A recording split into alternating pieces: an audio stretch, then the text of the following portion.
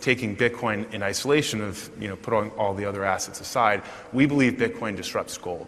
We think it's a better gold. If you look at the properties of money and what makes gold, scarcity, Bitcoin's actually fixed in supply. So it's better than scarce in gold. It's more portable, it's fungible, it's more, durable.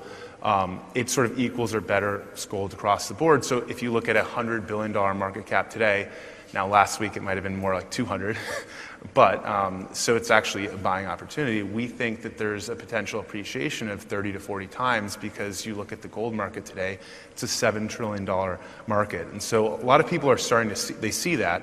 They recognize the store of value properties. So we think regardless of the price moves in the last few weeks, it's still a very underappreciated asset. And Bitcoin's just the first cut. If Bitcoin's a better gold, imagine your financial system with only gold as an asset class. That's how sort of early in the beginning of this is. There's going to be a menu of many cryptocurrencies, and they're going to rethink the entire internet and how we sort of view it. You could never buy a piece of the internet back in the 90s. You couldn't buy the protocols. You could invest in a VC firm on Sand Hill Road that had to pick Amazon versus Pets.com. So you had to get lucky. You had to be very privileged and get lucky many times to get it.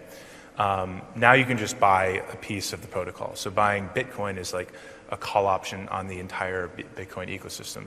A Bitcoin company will not work out before Bitcoin works out itself first. So the ultimate Bitcoin bet is Bitcoin, or the ultimate Ethereum bet is Ether.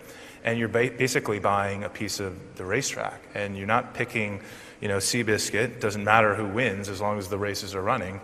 You're a part of it. And that's the beauty here. And usually the retail investors come in at the end. They get dumped this stuff post-IPO, 10 years after a company was founded.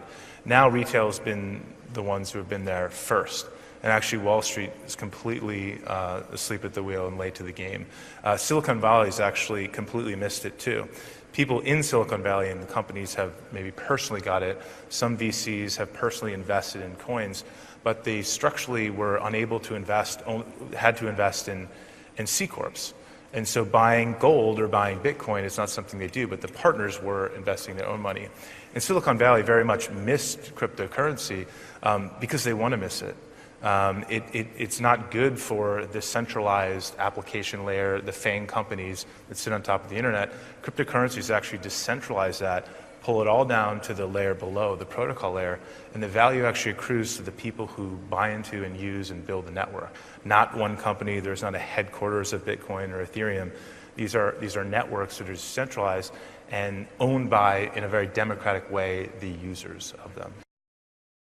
Hey there, thanks for checking out CNBC on YouTube. Be sure to subscribe to stay up to date on all of the day's biggest stories. You can also click on any of the videos around me to watch the latest from CNBC. Thanks for watching.